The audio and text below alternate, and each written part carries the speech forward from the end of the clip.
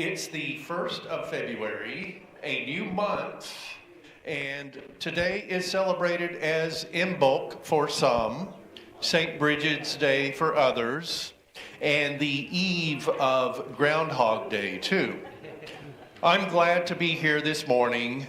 Krista Schneider, your board president, and I, your senior minister, along with our spouses, were at a special parliament meeting yesterday in Detroit. I think it helped us in a way to free our minds and find what follows as we move forward. My wife, Jewel, and I drove back to Toledo today. I'm Tim Barger, the senior minister at First Unitarian Church of Toledo. I'm here with Krista Schneider, Melissa Jeter, our Minister in Formation, Jenny Gottman, our Director of Lifelong Learning, who will be here for part of the service and then leave for the classroom, Jeffrey Maxey, our Music Director, who's also in charge of audio for today's tech crew, and if that's not enough, he's also our office administrator. Andy Gottman is the camera operator, and Walter McGee is the producer director, as well as the person who prepared some PowerPoint slides for us.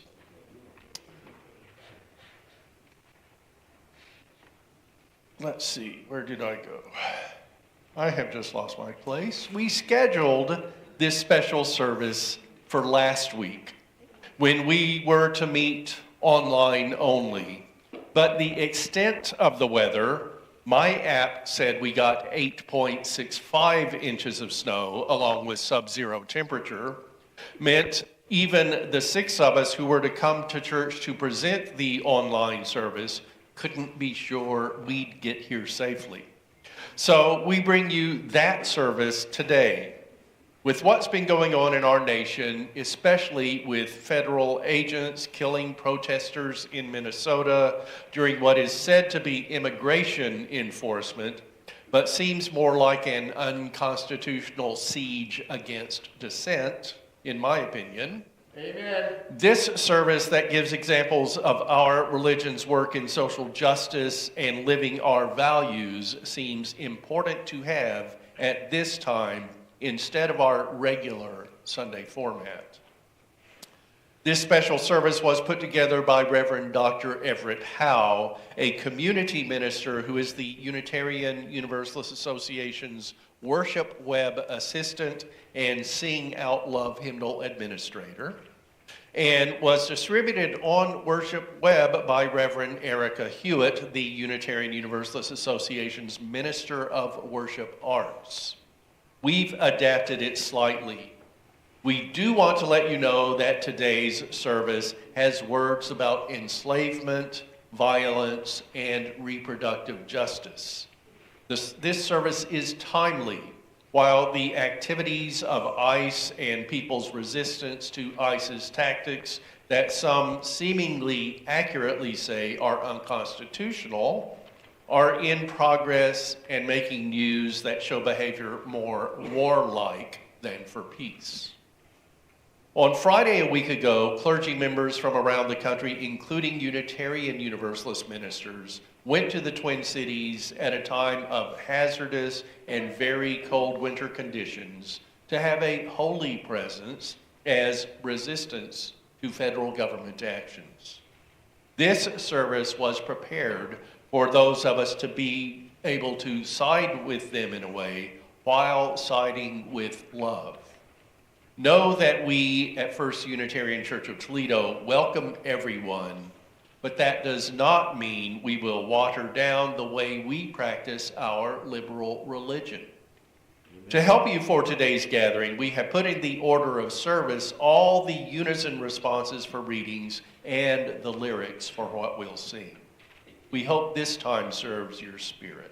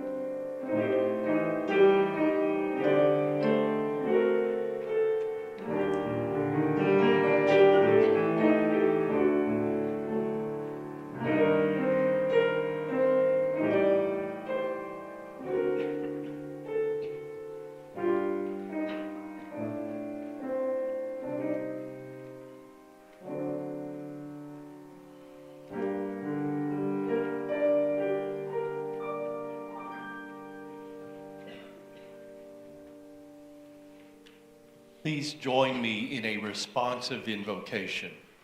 Our Unitarian Universalist faith has grown from seeds planted by our Unitarian and Universalist ancestors. From them, we've inherited a legacy of courage and compassion, finding new ways to live our values. These are the words of Reverend Elizabeth Nguyen. As Unitarian Universalists, our journey is to transform the big and the small, to transform ourselves, and to transform the world. Universalism means no one is outside of the circle of love, and no one is disposable.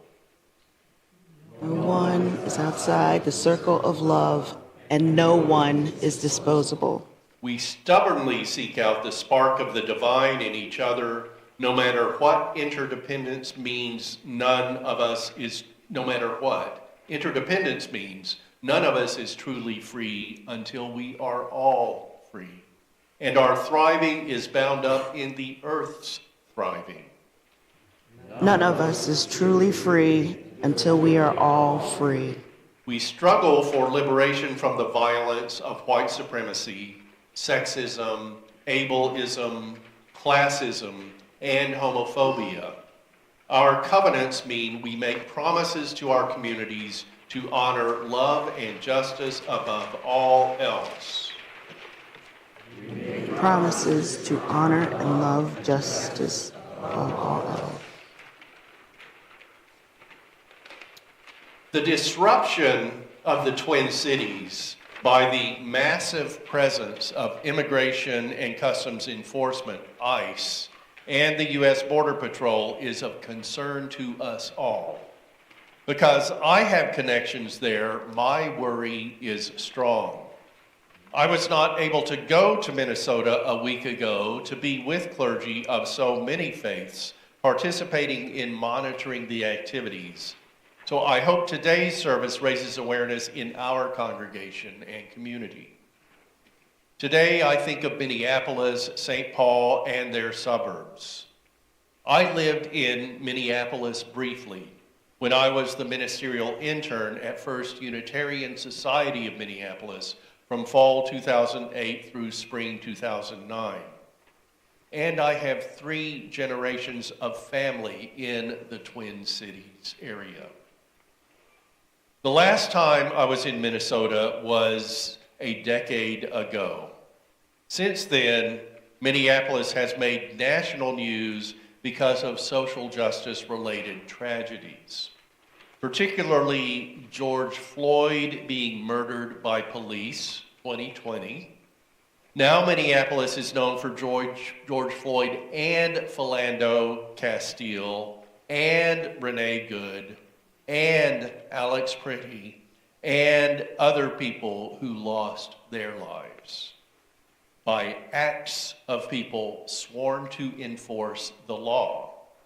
Renee Good and Alex Pretty, in separate actions killed recently by federal agents, my view is they were murdered.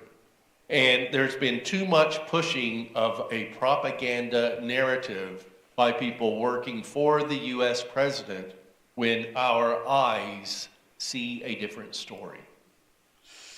One example of ICE and Border Patrol being too extreme involves a member of First Unitarian Society of Minneapolis, whom I knew in my internship. That member, described in a Facebook post as a white grandmother, is now part of a group suing the government for violating constitutional rights. The suit is Tincher versus Nome, and Kristi Noem is the Secretary of the Department of Homeland Security. National newspapers reported that when Sue Tincher heard that ICE was in her neighborhood, she went to the house agents had surrounded to observe and record what was going on. She asked the agents if they were part of ICE. She was about 6 feet away from the agents and heard officers say, "Get back," and "Take her down." 15 seconds later, she was knocked to the ground, put face down in the snow, and handcuffed. She was taken to the federal building, and in processing her arrest, they even cut off her wedding ring. She was released, told she would be charged with obstructing a federal officer, but wasn't charged. Her behavior in her own neighborhood was not criminal and didn't deserve the extreme response of the federal agents. Today, I appreciate that clergy were in the Twin Cities to draw greater attention to the wrong actions of ICE, Border Patrol, and the Department of Homeland Security. I'm sorry that wasn't enough to keep Alex Pretty alive, which happened the same weekend clergy were there. I hope that the presence of ministers helps the government to realize that a moral aspect needs to be in its work and to treat all people with dignity and respect. So be it. Now please sing with us. This is For All That Is Our Life.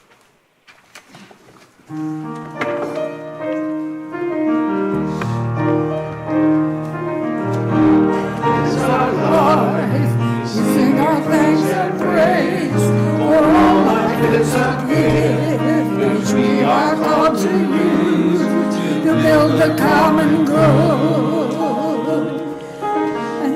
and make our own days bright.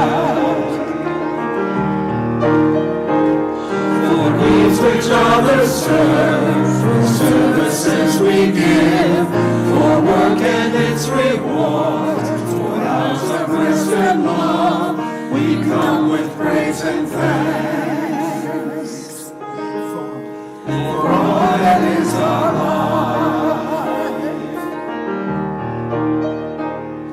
For sorrow we must bear, for failures made and lost, for each new thing we learn, for fearful vows that pass, we come with praise and thanks for all that is our life. For all that is our life, we sing our thanks and praise. For all life is a gift which we are called to use to build the common good and make our own days glad.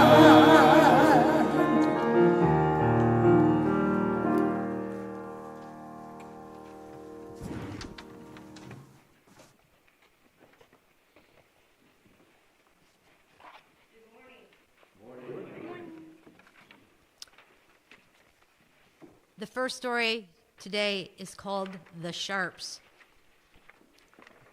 To begin our first story, let's remember one of our beliefs. No one is outside the circle of love, and no one is disposable. In September 1938, Nazi Germany invaded northern Czechoslovakia. Thousands of refugees, Jews and others fearing Nazi occupation, fled south, many ending up in Prague. In January 1939, the Reverend Waite Still Sharp and his wife, Martha, could have turned down the request from the American Unitarian Association to leave their children and home and head to Prague to aid persecuted people.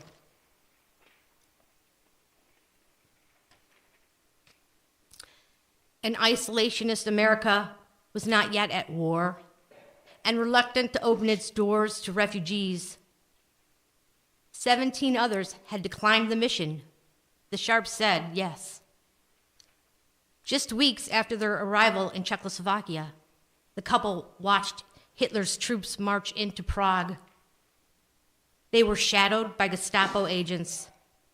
Their offices were ransacked, and they had to burn files to protect refugees' identities. The young couple narrowly escaped arrest by returning home in August. A year later, the Sharps returned to a second mission. They secured a trainload of condensed milk in great demand to feed refugee babies in southern France. Working with various aid networks, the Sharps rescued an estimated 125 people, Jews, political dissidents, and others under the threat as fascist armies spread across Europe. They also helped get food and other assistance to hundreds more in urgent need. Several years after this, I'll add, Waite-Still and Martha Sharp were in Toledo when Waite-Still Sharp was filling in temporarily as minister of First Unitarian Church. Well, our minister, Arthur Olson, was on an assignment at the Unitarian Universalist Association in Boston.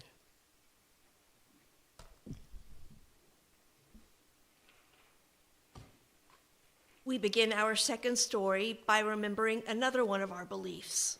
We make promises to honor love and justice above all else. By the mid-1940s, the strength of Nazi Germany had grown, taking severe tolls on human life throughout Europe. Not enough was being done to assist the thousands of people attempting to flee the dangers of Nazi occupation. Inspired by Reverend Waite-Still and Martha Sharp's courageous mission, the Unitarian Service Committee was established in 1940 to continue humanitarian service. Its commissioner was Reverend Charles Rind Joy. Lisbon was the only open port in Europe, and millions of refugees were pouring in. From his headquarters in Lisbon, Reverend Joy oversaw a secret network of couriers and agents, helping to provide travel documents that would allow those refugees to escape to freedom. But the Unitarian Service Committee was an unknown organization. That put them at a disadvantage. Establishing trust across barriers of language, nationality, and faith could mean life instead of death. Joy needed an official symbol for the papers issued by the service committee. He wrote, "When a document may keep a man out of jail, give him standing with governments and police, it is important that it look important." He asked Hans Deutsch, an Austrian refugee artist, to create one. The result was essentially the flaming chalice as we know it now. And, like our faith itself, the flaming chalice symbol has evolved over time. The chalice as a two-dimensional drawing eventually transformed into the object used in worship thanks to our religious exploration programs. Curricula in the late 70s encouraged the children to make chalices in different media. Eventually, those chalices morphed into objects that could be lit. The first documented use of chalices in the main sanctuary are from Sundays on which the children and youth led worship and demonstrated their practice in the adult congregation. There's another Toledo connection here, too. Charles Joy was the interim minister at First Unitarian Church of Toledo from 1931 to 1932. Our chalice lighting words come from Reverend Elizabeth Nguyen. To be a Unitarian Universalist means we'll never be done with the work of telling the truth about oppression, the work of resisting any laws, policies, or practices that deny anyone their humanity, the work of stubbornly seeking out the spark of the divine in each other no matter what, the work of creating heaven on earth. To be a Unitarian Universalist also means we're not alone in the work. We are not alone because of our promises to love one another. We are not alone because we are companions on the journey. We grow ourselves into allies, helping one another get free, because none of us is truly free until we are all free. We begin our third story by remembering that none of us is truly free until we are all free. In the 1800s, white Unitarians and Universalists had inconsistent responses to what we now recognize as the evil of slavery. The country's bitter divisions grew when the Fugitive Slave Act was passed in 1850. Some Unitarians and Universalists stayed on the sidelines, while others became avid abolitionists. Unitarian minister Reverend Theodore Parker was an abolitionist, a leading member of the Boston Vigilance Committee, an underground group that helped hundreds of enslaved people find freedom. In 1854, a 19-year-old enslaved person named Anthony Burns escaped from slavery in Virginia and fled to Boston, where he was arrested and held at the courthouse. A crowd of 5,000 assembled at Boston's Faneuil Hall, where Theodore Parker told them, "I love peace, but there is a means and there is an end. Liberty is the end, and sometimes peace is not the means towards it." Meanwhile, members of Boston's Black community were meeting nearby and rushed to the courthouse in an attempt to rescue Burns. Hundreds of white abolitionists ran from Faneuil Hall to help them. An estimated 2,000 anti-slavery protesters mobbed Court Square that Friday night and tried unsuccessfully to free Burns.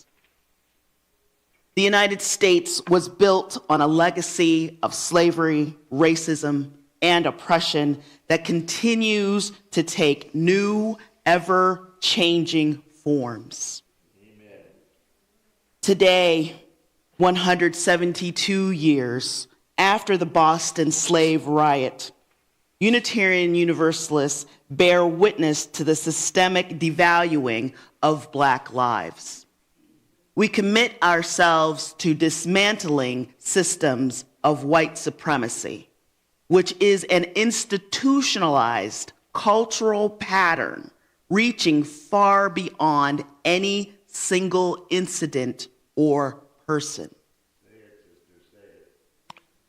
As our service continues, we'll respond to some stories by singing, all of us together, including you watching, we hope.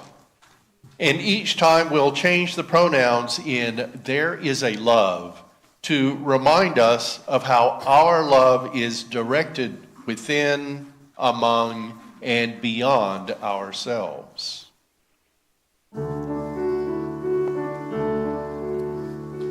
There's a love holding me.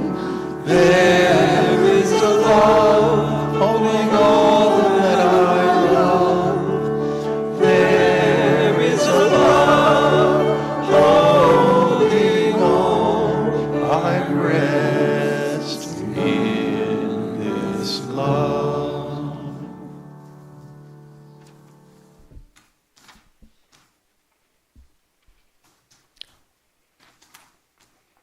Keith, are you ready? I'm ready. All right. This is story 4, The Secret Six. We remember again that none of us is truly free until we are all free. In the years before Kansas was admitted to statehood in 1861, there was a violent conflict about whether slavery would be legal in the new state. John Brown, who had been born in the territory that became Kansas, was fiercely opposed to slavery. He believed that violence was justified in this righteous cause. because white people would never willingly, peacefully put an end to slavery. Because white people would never willingly, peacefully put an end to slavery.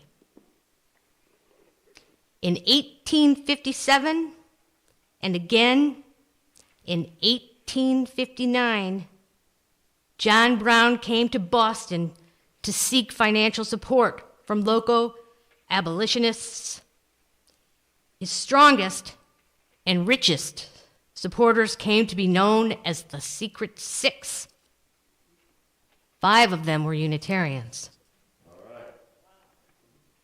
2, Theodore Parker and Thomas Wentworth Higginson, were Unitarian ministers. And no, Tim, you cannot get a raise.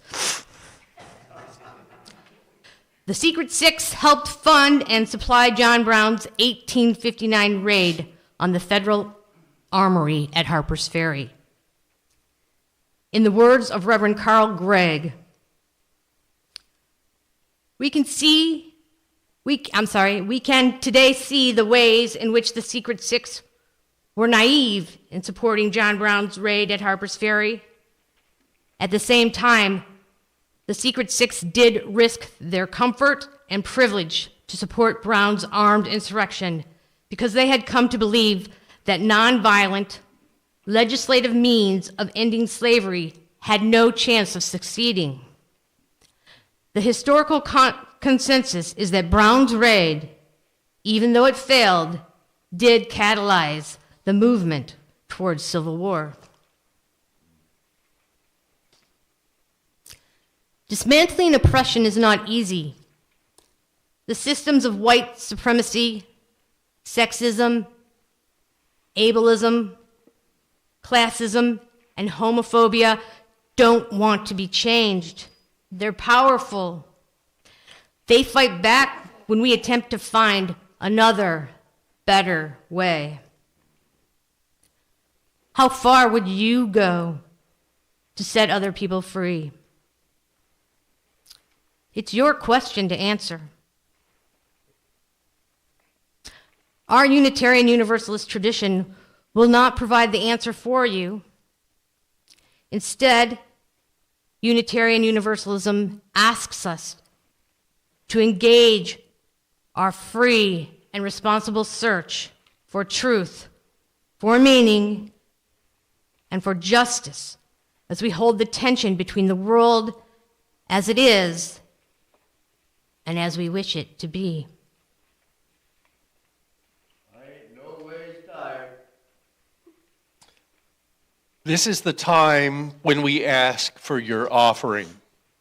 You can give electronically, by mail, see the information on the screen for that, and for you in the sanctuary in person. We depend on donations from the congregation from you for almost all of our operating budget. The baskets will be passed while we continue our stories. Thank you for being generous and for helping Unitarian Universalism to thrive in Toledo. And as the collection is completing, let's sing May Peace Reign Over Us, one of the songs from our new online hymnal, Sing Out Love.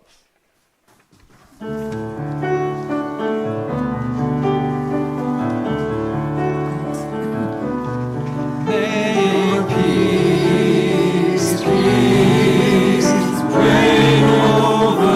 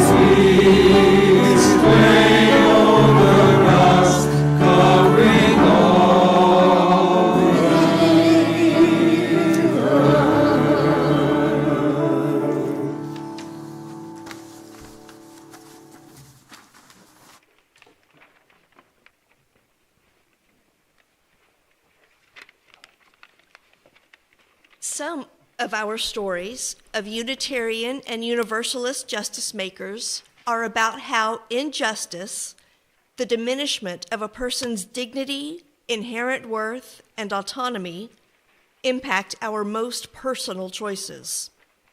We begin our next story by remembering that we make promises to honor love and justice above all else. Unitarian Universalists believe that freedom includes the right to make decisions about our own bodies.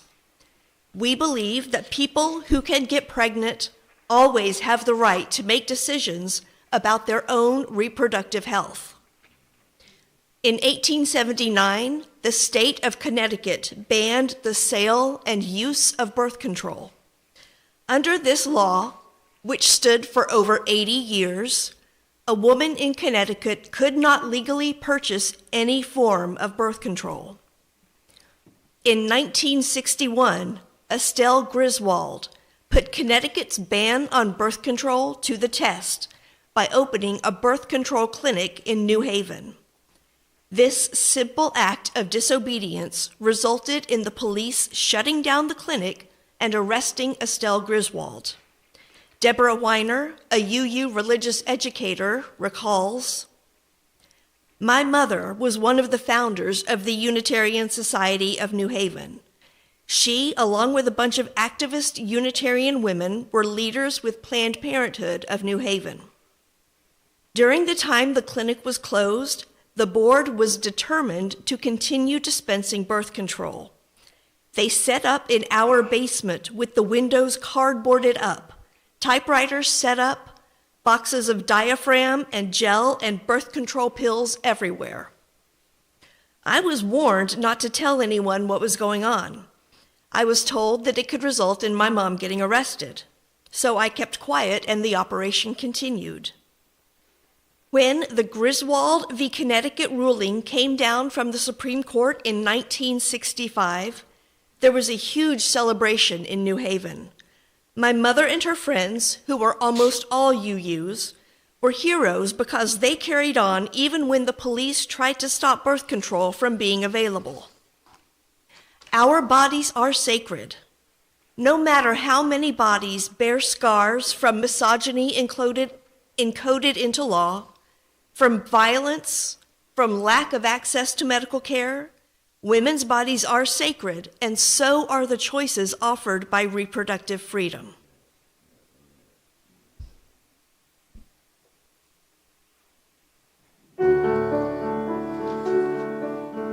There is love holding us. There is a love holding all that we love. There is a love holding all. We rest in this love.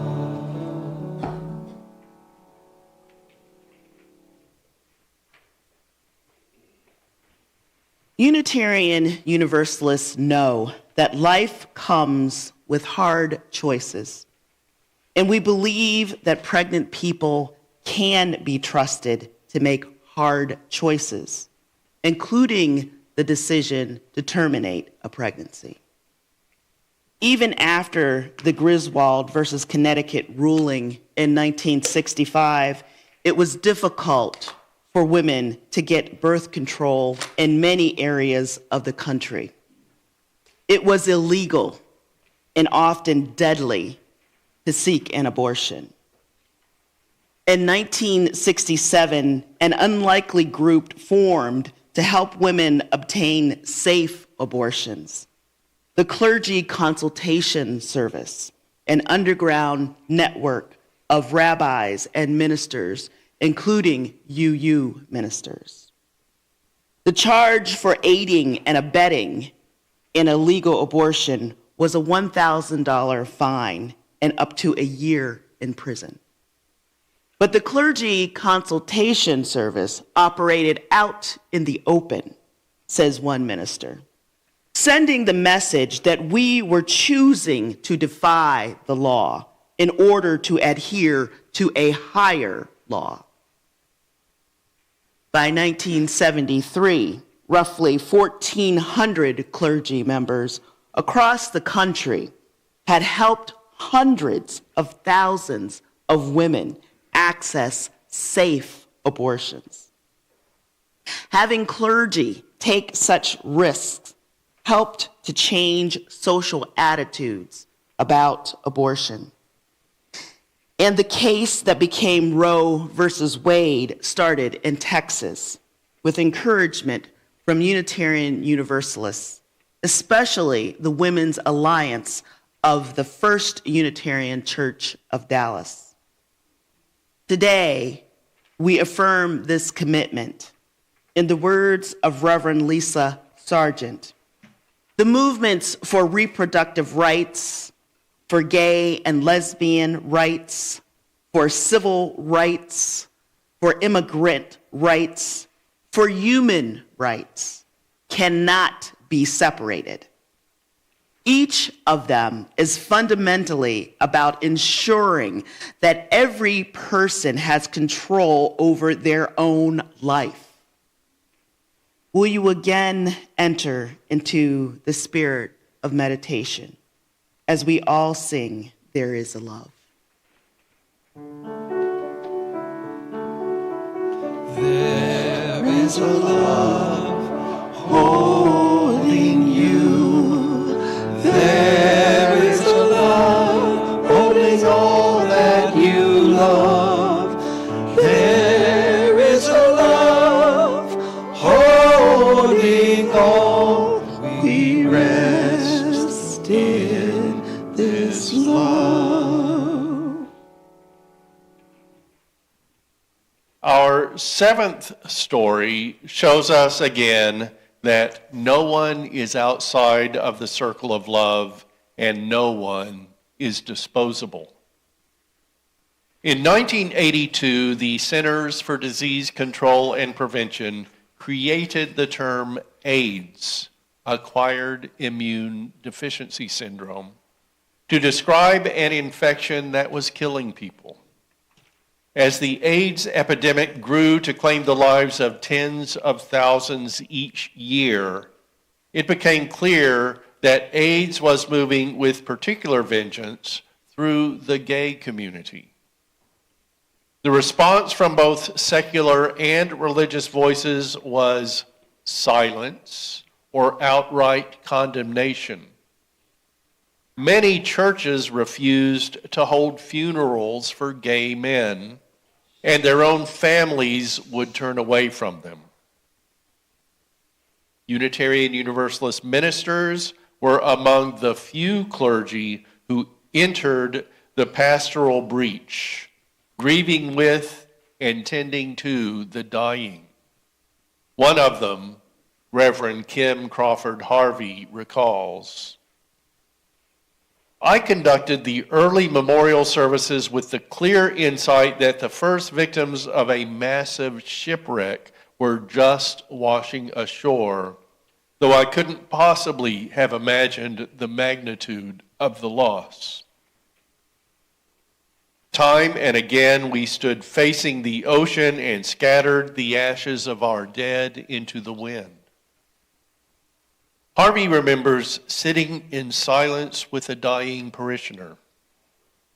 "Listen," the parishioner said, breaking the silence. "In all this madness, even if it kills every single one of us and there's no one left to tell the stories, it matters that we love each other well. We are left to tell the stories. It matters that we continue to love each other well, that we make promises to honor love and justice." Please sing again as we remember the love that lives inside each of us and which continues to call to us.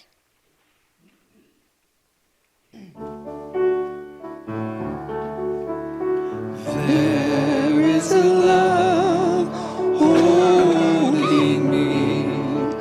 There is a love holding all that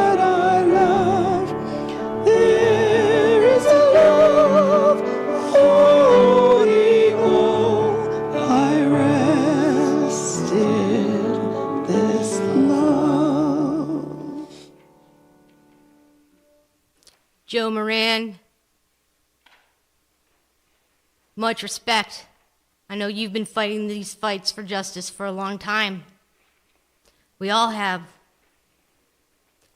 Story 8, responding to ICE, Minneapolis.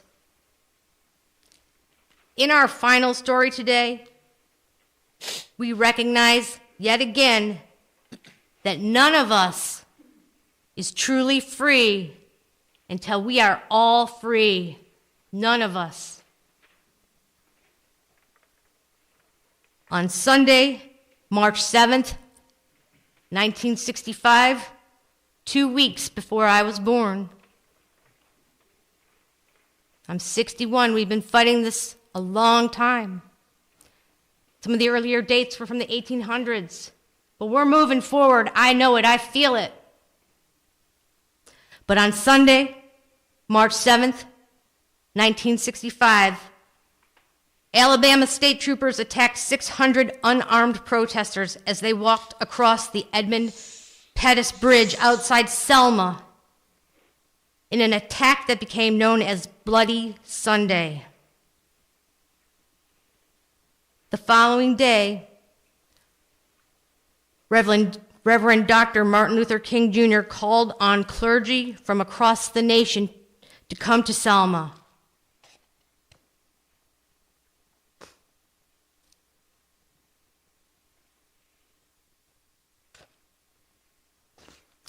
To come to Selma to witness the brutality and to bring national attention to the violence and injustice there. In his call to clergy, Dr. King wrote, "No American is without responsibility. The people of Selma will struggle on for the soul of the nation, but it is fitting that all America help to bear the burden.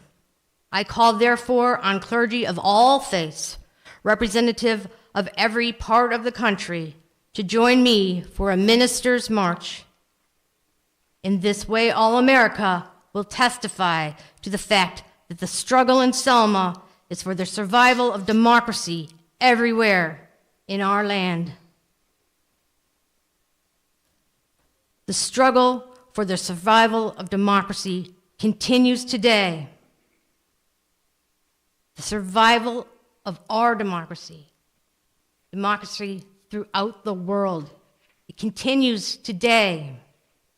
In January, Immigration and Customs Enforcement, better known by their acronym ICE, came in force to Minneapolis and St. Paul to conduct sweeping raids on Somali Americans and others.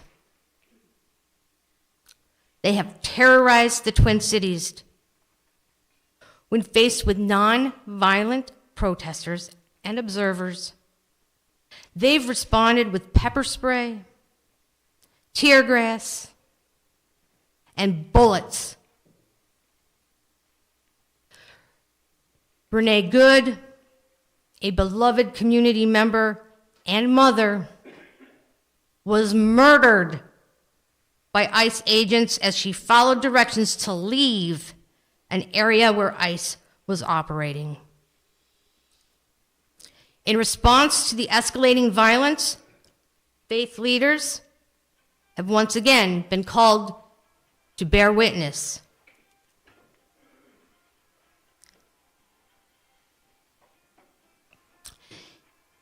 In 1965, clergy responded to Dr. King's call. Today, clergy are again responding to the call.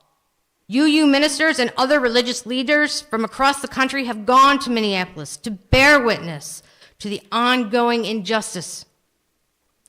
As Side with Love writes, our faith calls us to affirm the inherent worth and dignity of every person, to side with love, and to work for justice.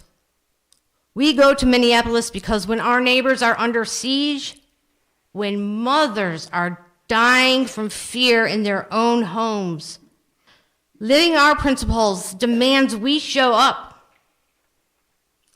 We go to bear witness, to use our bodies and our covenant to say, not here, not in our name, not in my name, amen. Not in Keith's name, amen, not in Wendy's name or Karen's name or Terry's name or Susan's, not in Reverend Tim's name, not in Melanie's name. Not all of us can go to Minneapolis to witness. But our response to all injustice must be as a community, not as individuals. No one of us is powerful enough to fight the oppressions we are experiencing alone. But together, we can respond powerfully. Some of us witnessing in person, others supporting at a distance, all of us answering the call.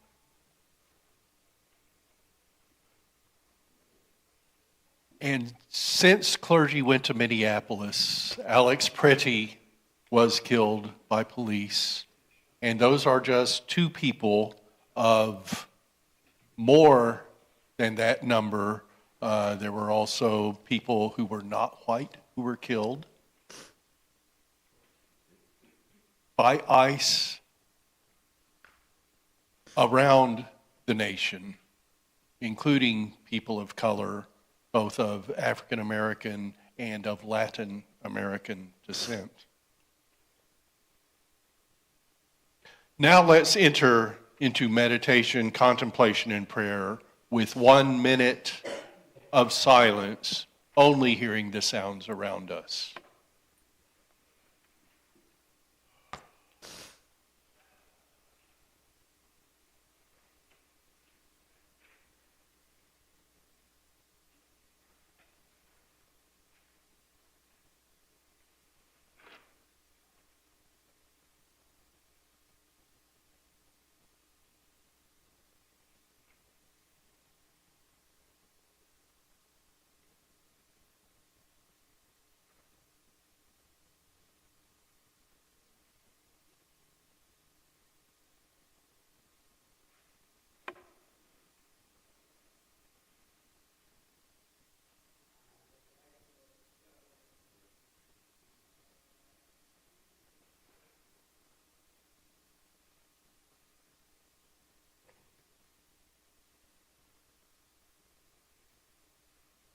Reverend Ollie Casey Bell offers this prayer. Spirit of love and justice, because we know these two must be held together if we are to get where we are going, be with us now. In a time when so much is changing, unimaginable, horrific, multiplying by the day. Give us the strength not to turn our heads, but to lift our voices, our bodies, our very selves, to keep bending the moral arc toward thriving, toward equity, toward care for all. Help us examine and act on what we are learning not only about the world, but about ourselves, about how we shape, echo, and amplify the noise of division.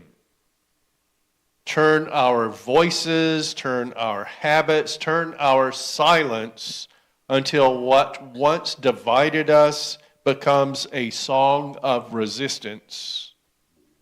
Settle us out of our minds and into our hearts so we may release whatever keeps us disconnected from one another. We cry out, how long? And we answer back, now, and in the past, and into the future, because justice does not take a break from tyranny.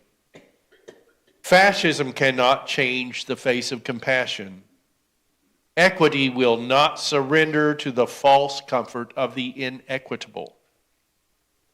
Let us remember that hope has feathers, that it takes wing, not because it is naive, but because it is present, active, alive. And let us rest not in complacency, but in truth. We are survivors, we are thrivers, and we will not stop until our work is done. Amen, ashe, and blessed be. Amen. Amen. Join us in singing one more hymn as we carry this flame forward.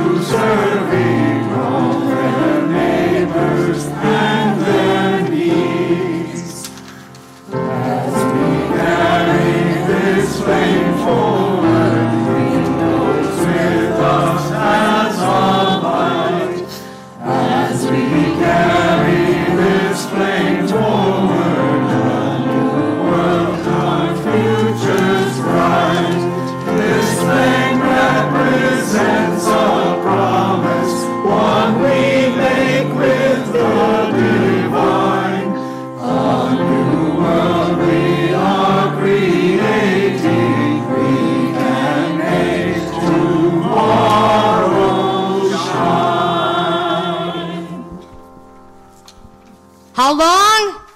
Not long. How long? Not long. How long? Not long. Now. It's the coming soon part of our gathering, where we tell you what's scheduled for next Sunday, we give some announcements, and we also let you know what's up for right after we leave the sanctuary. A couple of extra announcements were added at the last minute. Please, when you have announcements for Sunday, get them to us before Wednesdays if you can. Next Sunday, join us for Spiritual Forum in Fellowship Hall at 9:45 a.m. when our member Angie Fitzpatrick returns to lead. At this session, it will be a discussion about the Citizens Climate Lobby. For the 11 a.m. gathering next Sunday, Reverend Tim will lead a service on sacred bowls.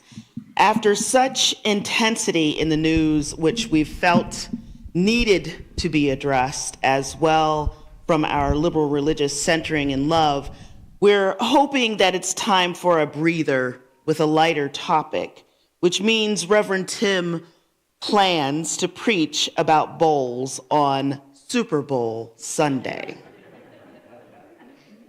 Terry McCauley has an announcement about chalice circles. Yeah, that's the good news. Chalice circles are back. We've had them in the past. They've been very good. They're good for you as an individual, and they're good for our church. Small groups get together and talk and share. In the FYI is information. You can contact Ann Strickler, and there's a form that you can fill out. You get to choose a time and place that you would like to meet. I strongly encourage you to sign up for Chalice Circles. They are amazing for you and for the church. Karen Porter has an announcement about a telephone call blitz. Our church is joining Unitarian churches across the nation this coming week from Monday, February 2nd through Friday, February 6th, making calls for the Ice Out National UU Phone Call Blitz. Together, we are creating a continuous chain of phone calls to key members of Congress every 3 minutes for 40 straight business hours. Excuse me. Our church is signed up for Friday the 6th from 9 a.m. to 10 a.m.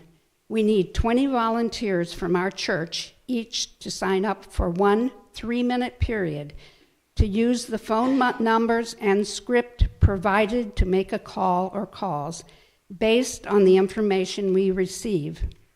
Let me know if you are willing to take a 3-minute shift or if you'd like more information. We still need 16 more volunteers, so just let me know. Thank you. The first Friday book club will be this Friday at 2 at the house of Jenny Washing. Contact her or check our member directory for the address. The book for this month is The Keeper of Lost Things by Ruth Hogan, and the discussion will be led by Carol Kierlieber. All are welcome to join the First Friday Book Club, and when you go to meetings, bringing a snack is encouraged, but not required. Nitwits and Fiberwork Orphans is scheduled from 11:30 a.m. to 4:30 p.m. on the first Sunday of the month.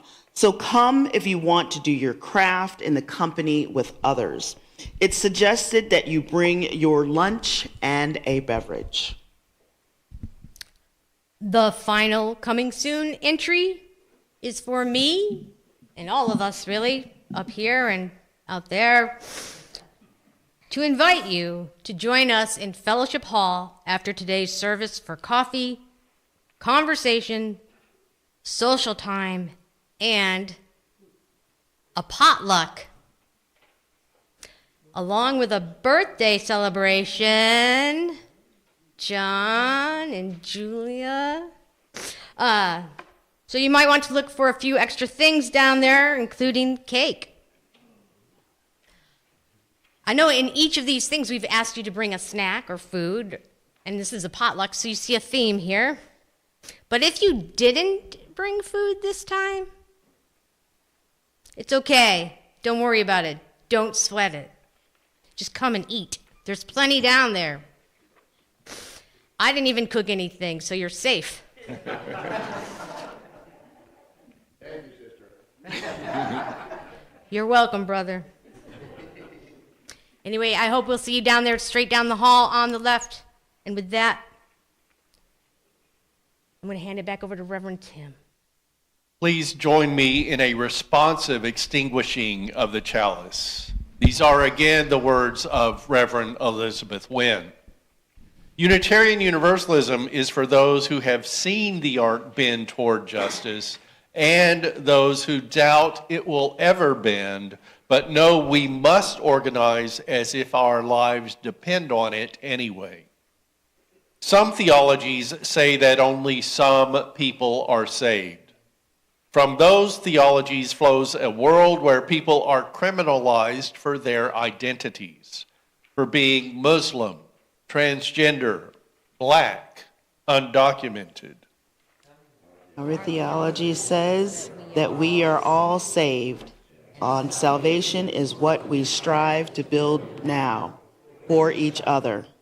So we resist any laws, policies, or practices that deny anyone their humanity. We know that now on earth is our chance to create heaven. We know that love crosses borders and prison walls, lives in queer families and disability justice organizers, thrives among trans young people and working class elders. We extinguish this chalice with gratitude for our roots, the ancestors who taught us to be brave in creating a fair and loving world. The flame is now ours, as is their work. We side with love, work for justice, and we carry the flame forward.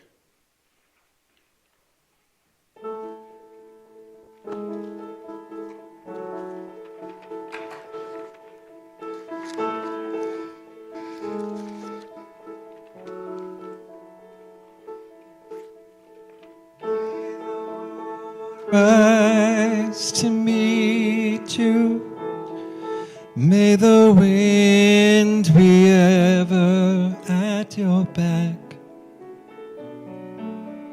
May the sun shine upon your face and rain fall softly on your fields. May the road rise to meet you. May the wind be ever at your back. Until we meet again, may God always hold you in the palm of his hand. Hold you in the palm of his hand. Amen. Amen.